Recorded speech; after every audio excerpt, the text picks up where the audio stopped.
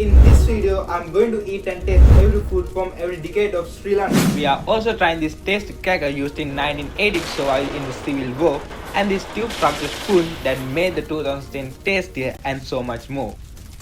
In 1940, Sri Lanka was under British rules and the World War II also happened. The British were fighting against the war and they needed food for their people. So they took rice and other food from Sri Lanka and sent it all to their country to feed their people. The people of Sri Lanka, they had very little to eat. No rice, no flour, so they used kurakkan. Kurakkan became their food. They made roti with kurakkan, roti means a flat bread, and with the little fish that they catch from nearby lakes, they made a spicy curry. This was their way to survive. This was how the people of Sri Lanka lived during the war. Now it's time to take a bite.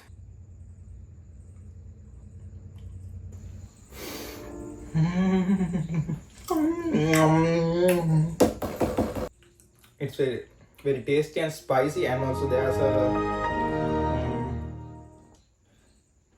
6 Sri Lankan points.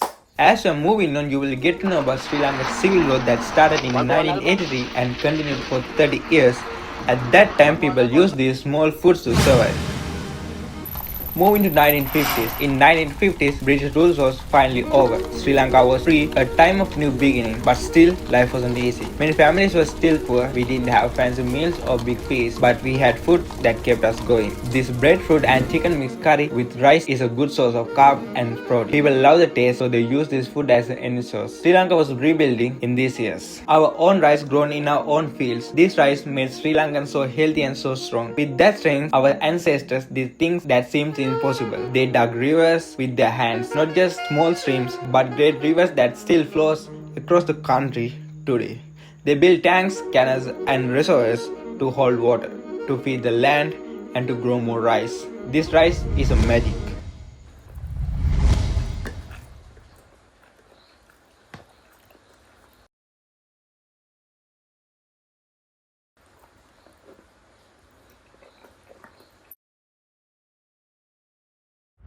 In the 1960s, Sri Lanka was a country finding its way after independence. The streets were busy, the markets were busy with the sounds of vendors, and the air filled with smell of spices and the frying oil. One food that became a favorite among many was Vade, a crispy prawn fritter, golden and hot, sold by vendors at the beach, on buses, and at crowded street corners. This thing is made with flour, chili, and small prawns on the top. It was simple, affordable, and full of flavor. Vade wasn't just a snack; it was a taste of streets. Spicy, crunchy memory that makes our lives look good.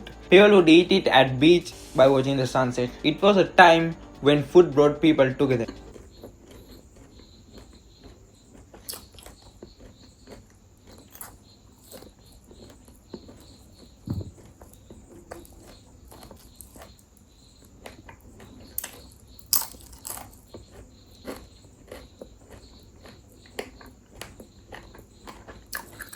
Very tasty. Therefore, I'm going to give 9 Sri Lankan points. In the 1970s, Sri Lanka was going through big changes. The economy was struggling and many families had to adjust their meals with whatever was available. One simple and common food was bread, soft, filling and easy to buy from a local bakery. But bread wasn't enough, so people would add a little something to give it flavor, like mustard. It was strong, spicy and easy to spread. A little bit of mustard on a slice of bread could turn a plain meal into something more satisfying. It wasn't fancy, it wasn't expensive.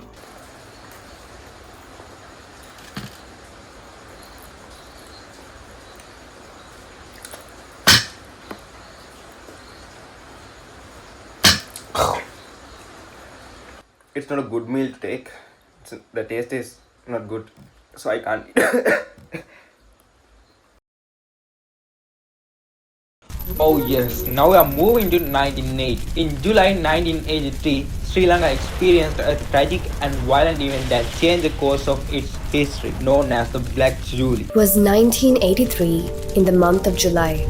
What began as ethnic tension exploded into widespread violence, leading to destruction, loss and deep fear across the island. The country fully converted into civil war, a long and bitter conflict between the government and the liberation tigers of Tamil Eelam, and also known as LTTE, who fought for a separate Tamil state.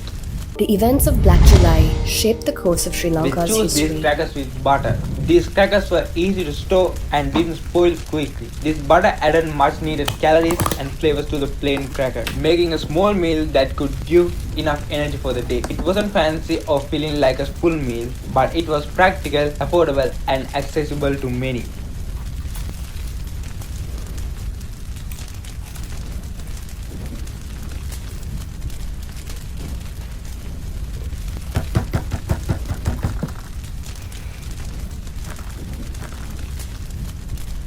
Ten Sri Lankan coins for this. In 1919, Sri Lanka is struggling with the civil war between the government and the LTT. This made people to unsure of what the next day would bring. Bombs, curfews, and checkpoints became part of daily life. In times like this, people stopped thinking about big fancy meals. They just wanted something quickly, something simple, something to fill the stomach and keep going. This is when short eats become more than just snacks. They became survival food. Short eats like this were quick, filling and available even when fresh meals were hard to make. Families brought them when they couldn't cook. Workers ate them in between jobs. Travelers grabbed them on the way. In the war, short eats were small comfort for the people.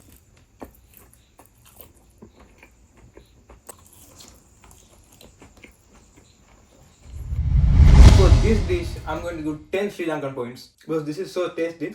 Up to now, everything is fine, but let's move to 2000. For many people, daily life was filled with fear and uncertainty. Safety was never guaranteed, and families lived with a constant threat of violence. In these hard times, people stopped worrying too much about the future and focused on getting through each day. Food became a challenge. Markets were often empty or too expensive. Fresh food was hard to find, and cooking meals that took a long time was not always possible. So they used this kind of instant noodles. This is not a traditional Sri Lankan food, but they became very popular among Sri Lankans. Instant noodles didn't provide all the nutrition people needed, but during the war, it was a good, easy meal for survival. This period showed how food habits changed because of the war. People ate what they could, adapted to the harsh reality around them. Even in times of conflict, people found ways to survive. And simple foods like instant noodle played a part in keeping hopes alive.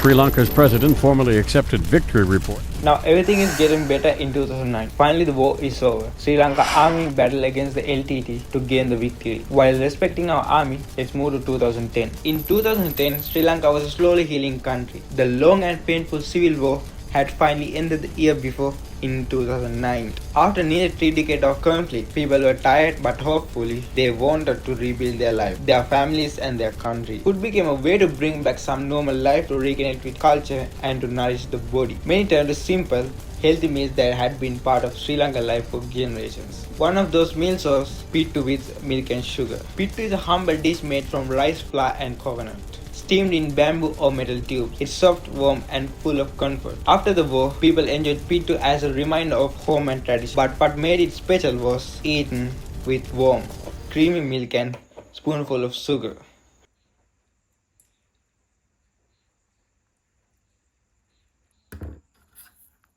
Together, soft pittu, the rich milk, and the sweetness of sugar created a simple but nourishing meal. It wasn't fancy, but it filled the stomach and brought a sense of peace. For a country that had seen so much pain, this simple dish became more than just food. It was a way to start again, to share meals with family, to talk about the future.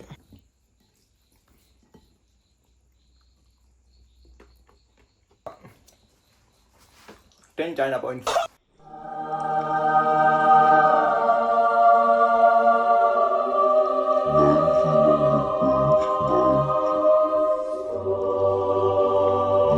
Nine Sri Lankan points. 9. This is very awesome also. This food is so awesome, so I'm going to give 9 China points. So I'm going to give 9 Sri Lankan points. Let's move to the final part. We have came through a big journey, started from British rule and went through a civil war, and now finally we are here with peace. 2020 brought a new era for Sri Lanka. The war was gone, but the country faced new challenges from political and even a global pandemic. Life was not always easy. People held on to what made them feel safe. In 2020, Sri Lankans returned to the simple, staying over with Pol Sambol.